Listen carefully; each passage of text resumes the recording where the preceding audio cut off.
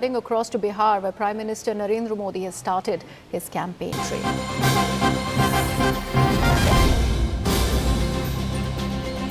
और आपका ये प्यार इतनी बारिश के बावजूद भी मैं देख रहा हूं हुजूम आ ही रहा है।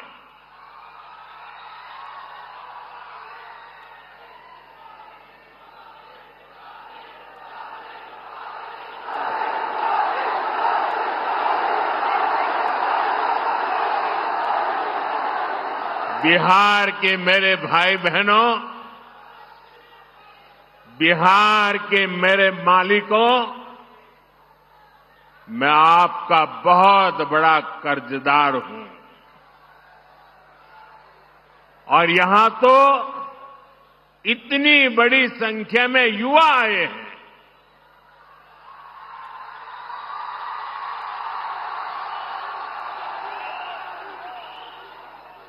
इधर में बहुत बड़ी मात्रा में माताएं बहनों का दर्शन कर रहा हूं। ये विशाल जनसागर बता रहा है फिर एक बार एनडीए सरकार, फिर एक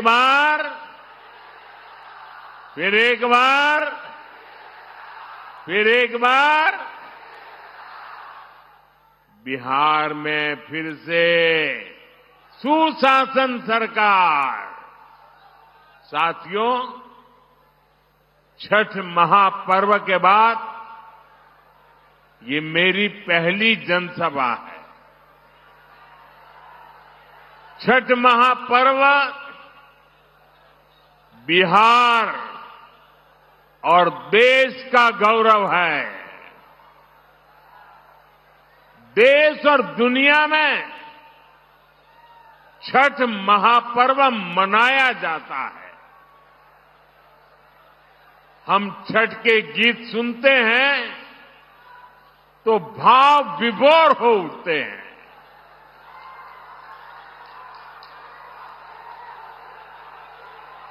छठी मैया की पूजा में मां की भक्ति है।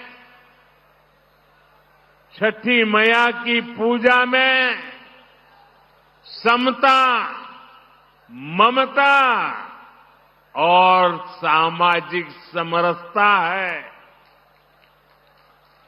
छठी मैया की पूजा ये हमारी साझी विरासत का उत्सव भी है। और इसलिए हमारी सरकार का प्रयास है कि दुनिया भी, ये जरा सुनना, दुनिया भी इन मूल्यों से सीखे। साथियों, हम छठ महापर्व को मानवता के महापर्व के रूप में दुनिया की एक बहुत बड़ी संस्था है। दुनिया के सारे देश उसके साथ जुड़े हुए हैं। उस संस्था का नाम है यूनेस्को। हम लोग कोशिश कर रहे हैं कि यूनेस्को की जो विश्व विरासत की सूची है, पूरी दुनिया की ये महत्वपूर्ण संस्था यूनेस्को, और उसमें जो विश्व विरासत की सूची बनती है, बड़ी जांच पड़ताल के बाद बनती है, लंबी प्रक्रिया के बाद बनती है। हमारी सरकार लगातार कोशिश कर रही है कि हमारे इस छठ महापर्व को भी यूनेस्को की उस सूची में नाम दर्ज हो जाए।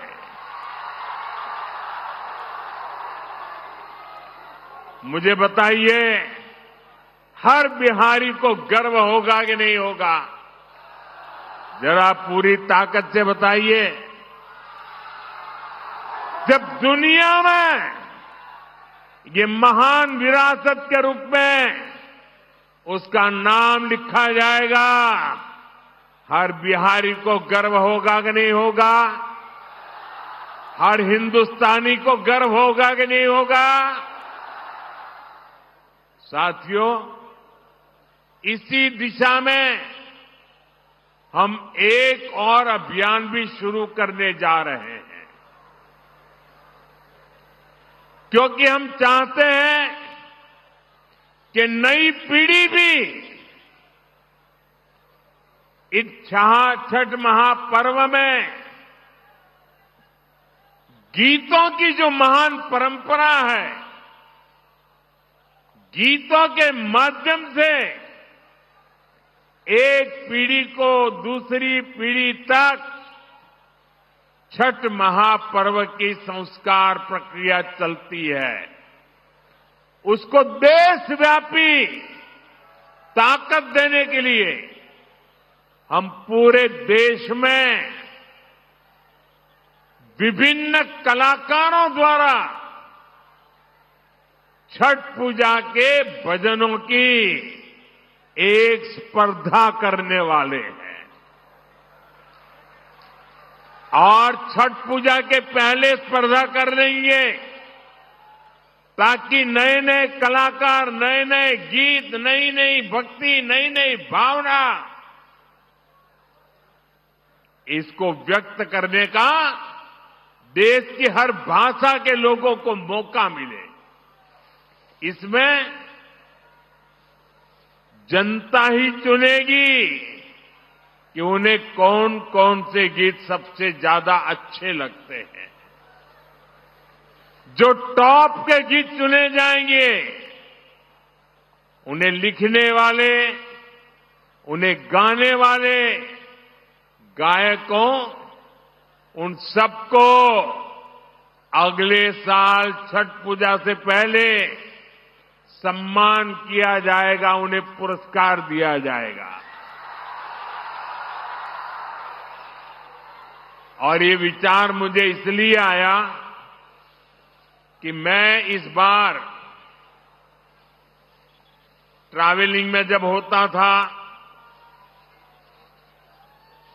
रात को सोने से पहले जब थोड़ा समय रहता था, सुबह जब योगा करता था, तो मैं छठी मैया के भजनों को सुनता था। और उसमें मैंने देखा कि एक विदेशी महिला इतने बढ़िया तरीके से छठी मैया के गीत गा रही थी।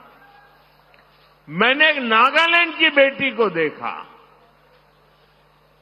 उसके लिए तो हिंदी बोलना भी मुश्किल था, लेकिन वो नागालैंड की बेटी छठी मैया का भजन इतने भावपूर्ण रूप से गाती थी, तो मेरे मन में विचार आया कि अब छठी मैया हिंदुस्तान के कोने कोने में ही नहीं, दुनिया के कोने कोने में भक्ति का भाव जगा रही है। और इसमें से ये अभियान करने का विचार मेरे मन में पैदा हुआ। ये अभियान छठी मैया की पूजा से जुड़ी हमारी परंपरा के संरक्षण में बड़ी भूमिका निभाएगी और नई पीढ़ी को बढ़ चढ़ करके हिस्सा लेने के लिए आमंत्रित करेगी। लेकिन साथियों, आपने देखा है, ये आपका बेटा तो छठी मैया का जय जयकार दुनिया में कराने में लगा है। दूसरी तरफ ये कांग्रेस और ये आरजेडी के लोग क्या कर रहे हैं? क्या कर रहे हैं? छठी मैया का अपमान कर रहे हैं। क्या कर रहे हैं? क्या कर रहे हैं? क्या कर रहे हैं? आप मुझे बताइए, क्या कोई कभी चुनाव में वोट पाने के लिए छठी मैया का अपमान कर सकता है क्या? क्या ऐसा अपमान बिहार सहन करेगा क्या? क्या ऐसा अपमान हिंदुस्तान सहन करेगा क्या? क्या मेरी माताएं जो निर्जला उपवास करती है, क्या वो सहन करेगी क्या? आरजेडी कांग्रेस के लिए कैसी बेशर्मी से बोल रहे हैं। उनके लिए तो छठी मैया की पूजा एक ड्रामा है, नौटंकी है। आप उनकी बातों से सहमत है क्या? ऐसे लोगों को सजा दोगे कि नहीं दोगे?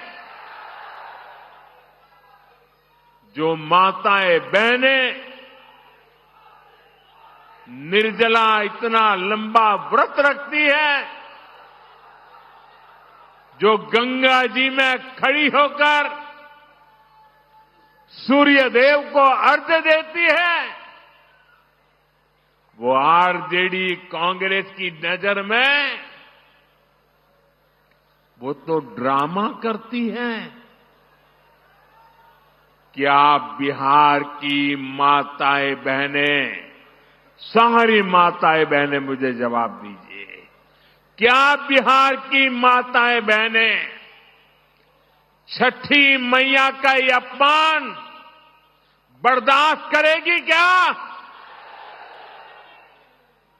साथियों, ये हर उस व्यक्ति का अपमान है जो छठी मैया में श्रद्धा रखता है। और मैं जानता हूं, छठ पूजा के इस अपमान को बिहार चुनाव नहीं, आने वाले सैकड़ों साल तक भूलने वाला नहीं है। मैं छठी मैया की भक्ति को समझता हूं और इसलिए कहता हूं, सैकड़ों साल तक इस अपमान को छठी मैया की पूजा करने वाला कोई नहीं भूलेगा। साथियों,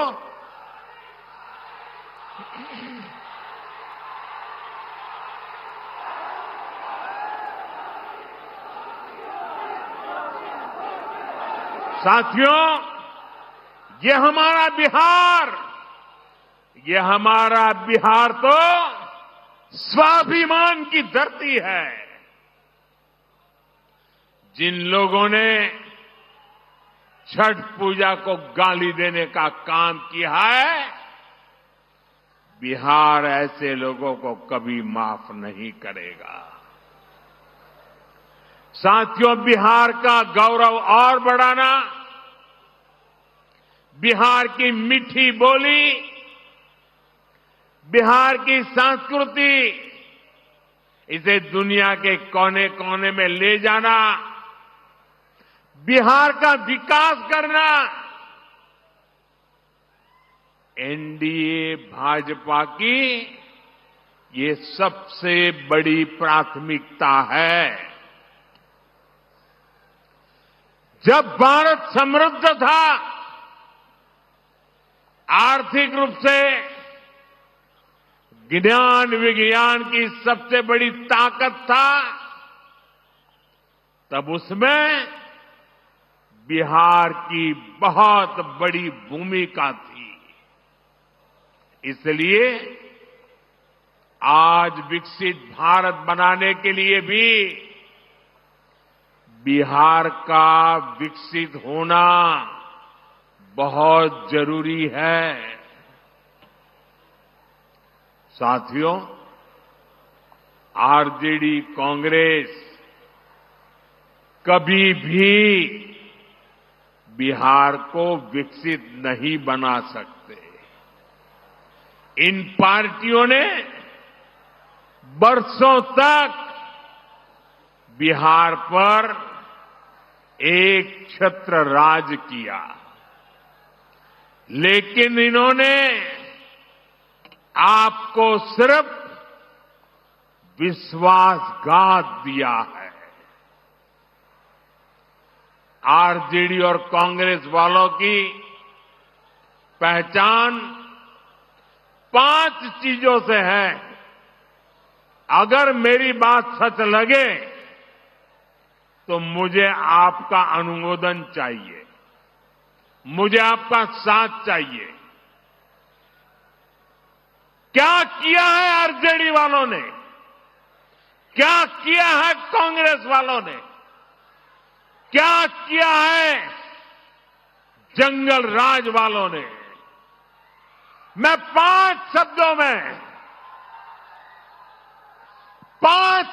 में उनके कारनामों की कथा कहना चाहता हूं। ये 5 शब्द कौन से हैं?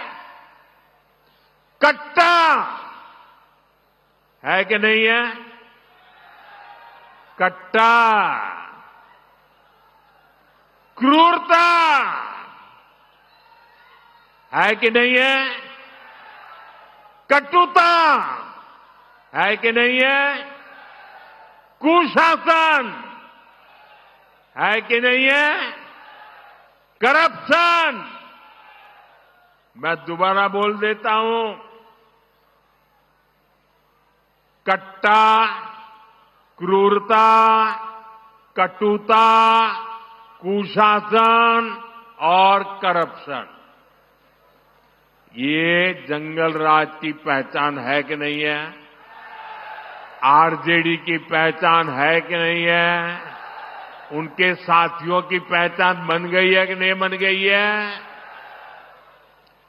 जहां कट्टा क्रूरता का राज हो, वहां कानून दम तोड़ता है।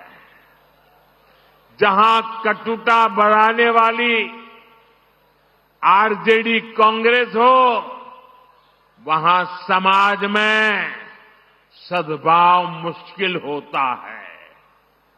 जहां आरजेडी कांग्रेस का कुशासन हो, वहां विकास का नामो निशान नहीं होता है।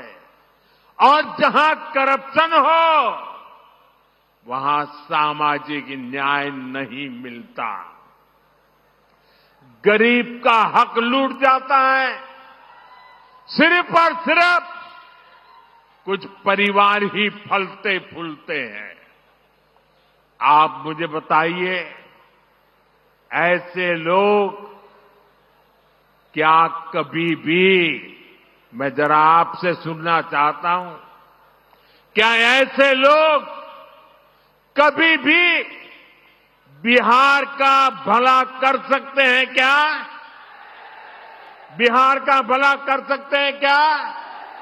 बिहार का भला कर सकते हैं क्या? बिहार का भला कर सकते हैं क्या? साथियों,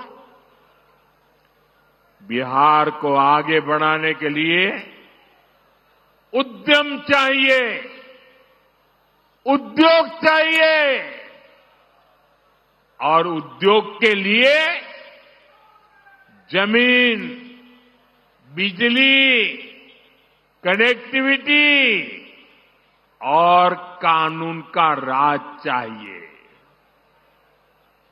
अब सोचिए, जिनका इतिहास जमीन कब्जाने का हो, वो क्या किसी उद्योग को जमीन देंगे क्या?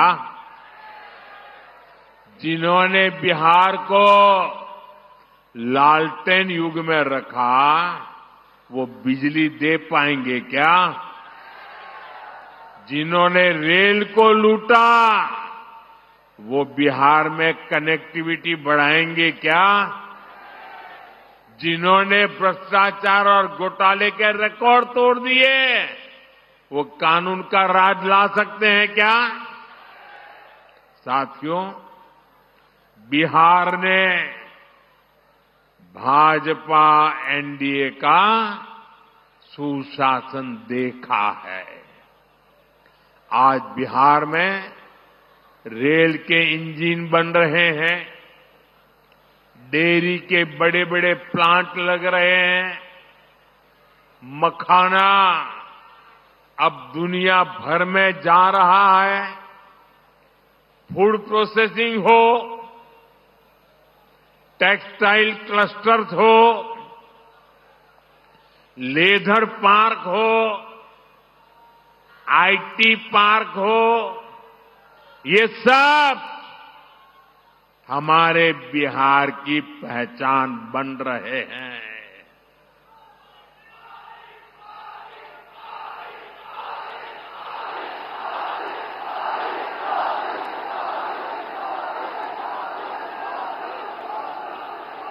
साथियों, कभी बिहार अपनी जरूरत के लिए मछली बाहर से मंगाता था। आज बिहार अपनी जरूरतें तो पूरी करता है, लेकिन बिहार के मेरे भाई बहन मछली दूसरे राज्यों को भी भेज रहे हैं, कमाई कर रहे हैं।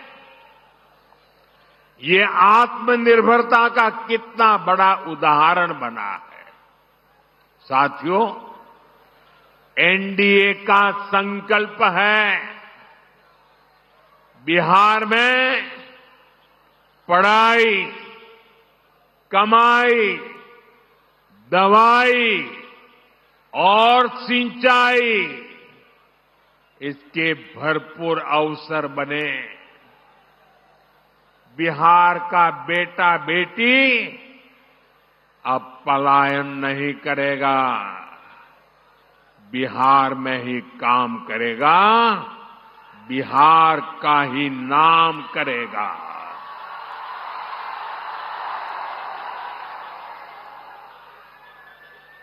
साथियों, जब सुशासन होता है तो सब खिलते हैं, और जब जंगल राज होता है तो सबका दम घूंटता है। मैं इसका भी एक उदाहरण देता हूं। आजकल पूरा बिहार जीएसटी बचत उत्सव मना रहा है। इससे बिहार के हर परिवार को बचत हो रही है। हमारे नौजवान साथियों में से कोई नई बाइक खरीद रहा है, कोई नई स्कूटी खरीद रहा है। एक ताजा आंकड़ा आया है, आप इस आंकड़े को जरा याद रखना। ये सारे इतने उत्साही नौजवान मैं देख रहा हूं, जरा आंकड़ा याद रखना। पिछले साल यानी एक साल पहले इसी सितंबर अक्टूबर के महीने में बिहार में 50,000 मोटर बिक्री हुई थी। मोटरसाइकिल 50,000 मोटरसाइकिल की बिक्री पिछले 12 महीने पहले हुई थी। इस साल जीएसटी बचत उत्सव में इस वर्ष के सितंबर अक्टूबर के महीने में बिहार में करीब 1.5 लाख मोटरसाइकिल बिकी है। ये मेरे बिहार के युवा की ताकत है कि नहीं है? ये मेरा बिहार का युवा ताकतवर बन रहा है कि नहीं बन रहा है? यानी बिहार में 3 गुना अधिक मोटरसाइकिल की खरीदारी हुई है। यानी नई बाइक भी आ गई और हजारों रुपये भी बच गए। मैं आपसे पूछता हूं साथियों, कीमत कम होने से जरा मुझे जवाब देना पड़ेगा, माताओं बहनों को भी देना पड़ेगा, युवाओं को जरा जोर से देना पड़ेगा। आप मुझे बताइए, कीमत कम होने से आप खुश है कि नहीं है? खुश है कि नहीं है? आपके गांव वाले खुश है कि नहीं है? शहर वाले खुश है कि नहीं है? बिहार वाले खुश है कि नहीं है? देश भर के लोग खुश है कि नहीं है? लेकिन साथियों, जंगल राज में ये काम संभव ही नहीं था। जंगल राज में तो गाड़ियों की दुकानें, गाड़ियों के शोरूम भी बंद हो गए थे। और ये बंद इसलिए हुए, इसलिए नहीं कि बिक्री नहीं, संभावना नहीं थी, लेकिन ये इसलिए बंद हो गए क्योंकि आरजेडी के नेता अपने टोलियां लेकर के अपने साथियों को लेकर के शोरूम लूटवा लेते थे, गाड़ियां लूट जाते थे। अरे किसी ने नई गाड़ी खरीदी हो तो उसके पीछे आरजेडी के गुंडे लग जाते थे। बताइए, ऐसे जंगल राज में क्या कोई अपनी पूंजी लगाता, कोई अपना शोरूम बनाता, कोई अपनी दुकान लगाता? क्या कोई नहीं लगाता। आरजेडी कांग्रेस के ऐसे ही कुकर्मों ने लाखों नौजवानों को बेरोजगार कर दिया, पलायन करने के लिए मजबूर कर दिया। साथियों, जंगल राज के दिनों को याद करते हैं तो अंदाजा लगता है कि हालात कितने खतरनाक थे। यहां आप मुजफ्फरपुर के लोग आरजेडी सरकार में हुए गोलू अपहरण कांड कभी नहीं भूल सकते। जो 20-25 साल की उम्र तक के लोग हैं ना, उनको शायद एक गोलू अपहरण कांड का पता नहीं होगा। जो पुराने लोग हैं, जरा उनको बताना क्या हुआ था। इसी शहर में साल 2001 में स्कूल जाते हुए एक छोटे से बच्चों को, एक बालक को अपराधियों ने दिन दहाड़े किडनैप कर लिया था और बदले में ढेर सारे रुपये मांगे थे। और जब रुपये नहीं दे पाए तो इन आरजेडी के चट्टे बट्टों ने उस गोलू को, उस छोटे से बच्चे को उसके टुकड़े कर दिए। मेरे भाइयों बहनों, उसके टुकड़े कर दिए, बेरहमी से उसे मार दिया गया।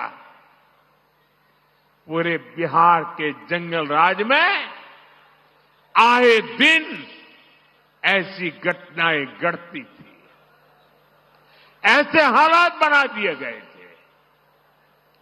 आरजेडी के शासन में करीब करीब 35 से 40 हजार से ज्यादा अपहरण हुए थे। आज के युवा कल्पना कर सकते हैं कितनी खौफनाक स्थिति थी। साथियों, रोते बिलखते मां बाप से आरजेडी को न कोई तब फर्क पड़ता था और ना ही आज उन्हें आपके सुख दुख से कोई लेना देना है। आपकी किसी चिंता से उनका लेना देना नहीं है। आरजेडी कांग्रेस की नीयत क्या है तो इनके ताजा प्रचार से ही पता चलता है। आप आरजेडी कांग्रेस के खतरनाक नारे सुन रहे होंगे। इतना ही नहीं, चुनाव प्रचार में इनकी बेशर्मी देखिए, इनकी हिम्मत देखिए।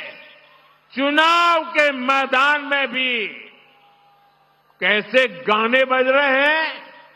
हम तो हाथ जोड़ करके आपकी सेवा करने वाले गीत लेके आते हैं।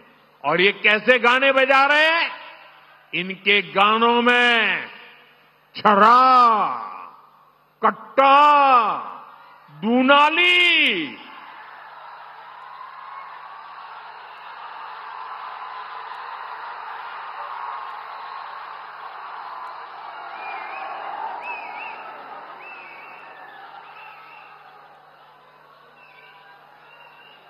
मैं तो सोच नहीं सकता भाई,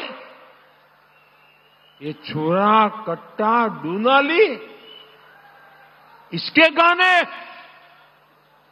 और चुनाव के मैदान में इनका मनसा का ये प्रतिबिंब है, उनकी सोच का प्रतिबिंब है। आरजेडी कांग्रेस वाले बहन बेटियों को उठा ले जाने की धमकियां दे रहे हैं। ये बहन बेटियों को उठाने का खेल चल रहा है, डराया जा रहा है। मेरे नौजवानों मुझे बताइए, क्या आपको ये सब स्वीकार है? क्या ये मंजूर है? क्या बिहार की धरती से इन्हें उखाड़ फेंकना चाहिए कि नहीं उखाड़ फेंकना चाहिए? साथियों, बिहार आत्मनिर्भर भारत अभियान की धुरी बनने जा रहा है। बिहार के हर जिले में कुछ न कुछ ऐसा है जो दुनिया के बाजार में छा सकता है। और साथियों, मेरा सपना है कि दुनिया की हर रसोई में कोई न कोई खाने का ऐसा पैकेट जरूर हो जो मेड इन इंडिया हो, मेड इन बिहार हो। ये काम बिहार का किसान और नौजवान कर सकता है। शाही लीची हो, जर्दालू आम हो, हमारा मगही पान हो, मिथिला मखाना हो, ऐसे अनेक उत्पाद बिहार में पैदा होते हैं। यहां के किसान कतरनी और मरचा चावल उगाते हैं। हमारी सरकार ने इन सभी को जीआई टैग दिया है, यानी दुनिया में इन उत्पादों के साथ अब बिहार का ही नाम आएगा।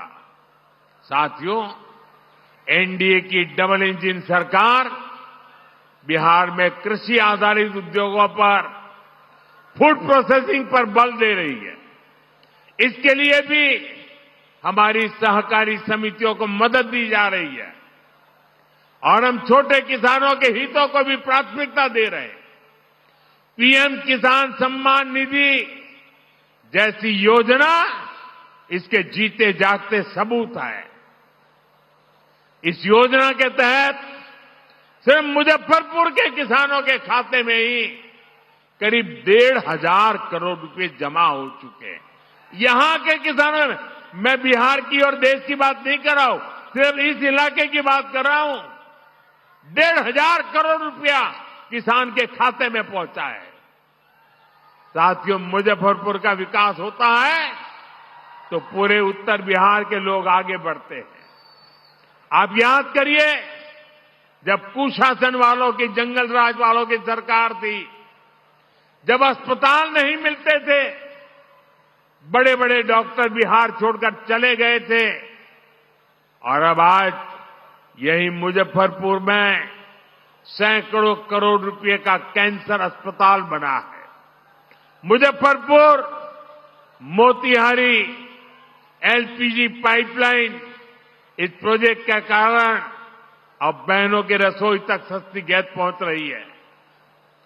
साथियों, मुजफ्फरपुर की दरभंगा, पटना और छपरा के साथ कनेक्टिविटी सुधर गई है। हमारी सफर आसान भी हुआ है और दूरी भी कम हुई है। वो दिन दूर नहीं जब मुजफ्फरपुर का रेलवे स्टेशन और पताही एयरपोर्ट यहां की नई पहचान बनेंगे।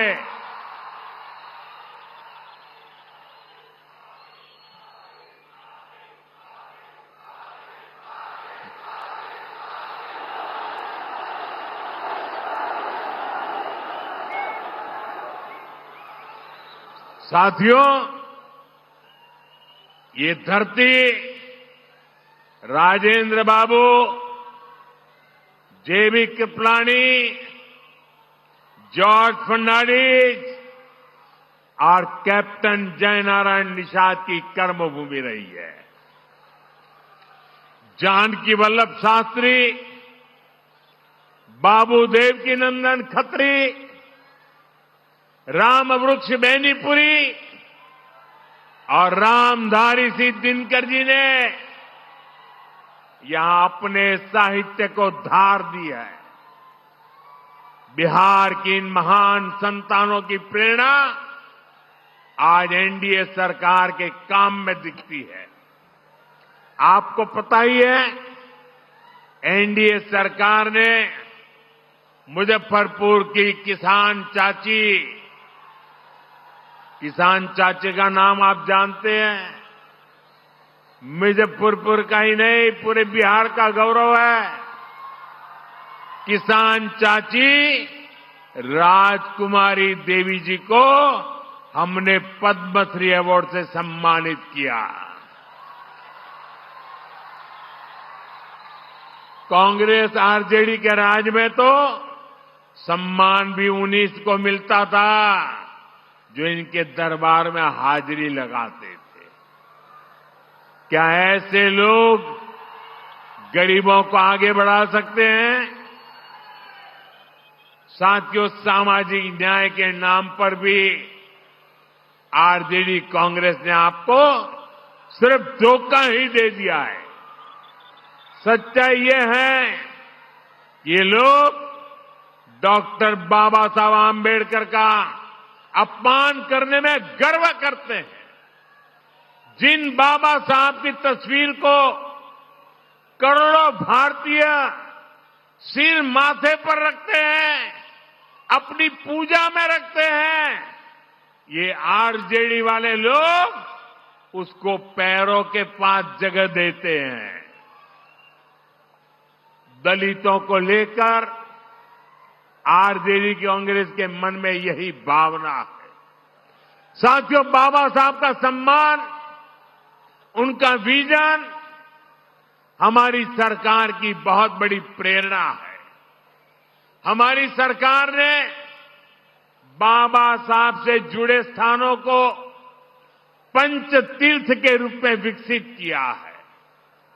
बहुत कम लोगों को पता होगा कि बाबा साहब ने जब पीएचडी की पढ़ाई की थी तो उनका विषय था रुपया रूपी। वो अर्थव्यवस्था के बहुत बड़े जानकार थे। इसलिए ही भाजपा एनडीए की सरकार ने जो डिजिटल लेन देन वाला प्लेटफॉर्म है ना, आप जो मोबाइल से पैसे देते हैं, आपको पता है, हमने उसका नाम भीम रखा हुआ है। आज भीम ऐप ने डिजिटल लेन देन में अमीरी गरीबी का भेद मिटा दिया है। आज लाखों की गाड़ियों में चलने वाला भी भीम ऐप का इस्तेमाल करता है और ठेले पर सामान बेचने वाला मेरा गरीब भाई भी भीम ऐप से लेन देन करता है। बाबा साहब की प्रेरणा से असंभव को भी संभव कर दिखाया है। साथियों, ये हमारी सरकार ही है जिसने पिछड़ा वर्ग आयोग को संवैधानिक दर्जा दिया। हमने ही मुजफ्फरपुर की संतान डॉक्टर भगवान लाल साहनी को पिछड़ा वर्ग आयोग का अध्यक्ष बनाया।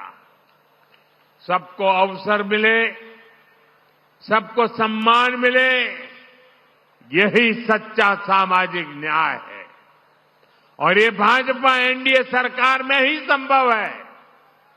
साथियों, बिहार की बहनों बेटियों में अद्भुत हुनर है। मां सरस्वती की आप बहनों बेटियों पर बहुत कृपा है। यहां की शानदार सृजनी कला से गांव-गांव में कई सारी बहनें जुड़ी हैं। लाठी चूड़ियां तो मुजफ्फरपुर की पहचान है। अब ये परंपरा से आगे फैशन में भी आ रही है।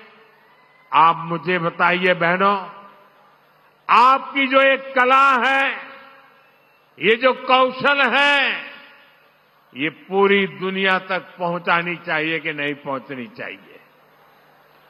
आपकी कला दुनिया में जानी चाहिए कि नहीं जानी चाहिए? अरे पूरी ताकत से बताइए, जानी चाहिए कि नहीं जानी चाहिए? अब आप मुझे बताइए, ये काम कौन करेगा? ये काम कौन करेगा? ये काम कौन करेगा? ये काम कौन करेगा? ये काम भाजपा एनडीए को दिया, आपका एक वोट करने वाला है। साथियों, नरेंद्र हो या नीतीश जी, बहनों का सशक्तिकरण हमारी प्राथमिकता रही है। हमने गरीबों को पक्के घर दिए तो रजिस्ट्री बहनों के नाम पर की। हमने नल दिया, हमने मुफ्त गैस कनेक्शन दिया, मुफ्त अनाज दिया, ताकि बहनों की परेशानी कम हो। साथियों, अभी यहां नीतीश जी की सरकार ने बहनों के स्वरोजगार के लिए बहुत बड़ी योजना चलाई है। 1,30,00,000 बहनों के खाते में, हर एक के खाते में 10-10 हजार रुपया पहुंच चुके हैं।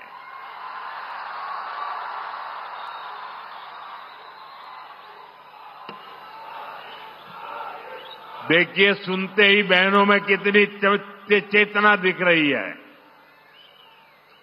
इस पैसे से बिहार की बहनें अपना खुद का कोई न कोई व्यवसाय, कोई न कोई काम शुरू कर रही है।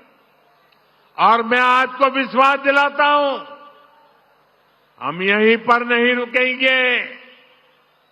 जब फिर से एनडीए सरकार बनेगी तो इन बहनों को अपना काम बढ़ाने के लिए और अधिक प्रोत्साहन दिया जाएगा। साथियों, बिहार के चुनावी संग्राम में अब 2 युवकों की जोड़ी ने, जो अपने आप को युवराज ही मानते हैं, इन 2 युवराजों ने झूठे वायदों की दुकान खोल दी है।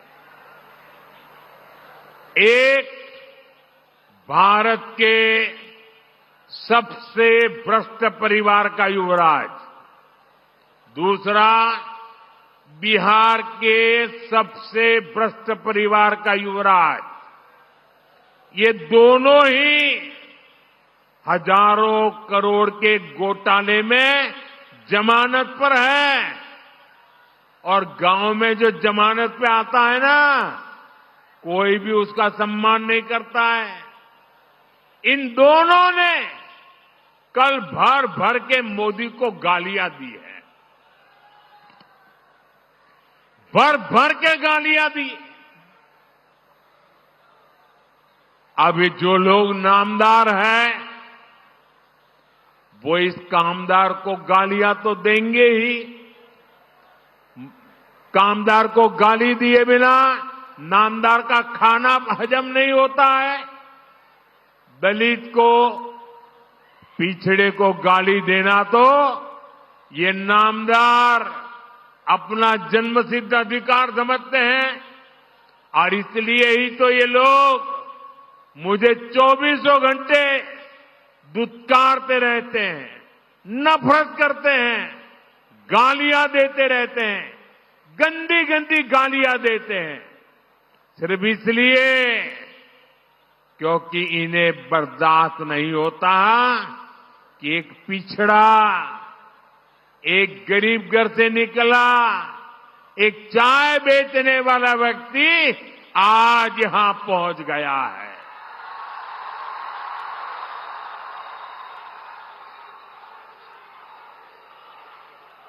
जो गालियां देते हैं, जरा कान खुल करके सुनो।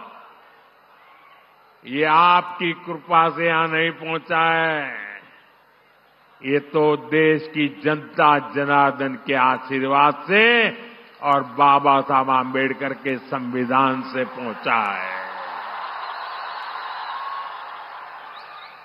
साथियों, इस चुनाव में असली खबर मुझे दी गई गालियां नहीं है, बल्कि आरजेडी कांग्रेस में हो रहा झगड़ा है। आरजेडी कांग्रेस का रिश्ता तेल और पानी की तरह दिख रहा है। एक ग्लास में होते हैं, शीशे का ग्लास है, दिखते तो एक ग्लास में, लेकिन पानी और तेल का मेल ही नहीं होता है। बिहार में हर तरफ से खबरें आ रही हैं कि कैसे आरजेडी कार्यकर्ता कांग्रेस के लोगों को नीचे घसीट रहे हैं। वही कांग्रेस के कार्यकर्ता भी आरजेडी के लोगों से पूरी दुश्मनी निकाल रहे हैं। जमानत पर चल रहे इन दोनों युवराजों ने कल ये दिखाने की बड़ी कोशिश की कि उनके बीच कोई मनमुटाव नहीं है, कोई झगड़ा नहीं है, लेकिन इन्हीं लोगों के लिए कहा गया है, ऊपर से तो दिल मिला, भीतर फाके तीन। साथियों, इन्हें जो चीज एक साथ ले आई है वो है सत्ता का लालच।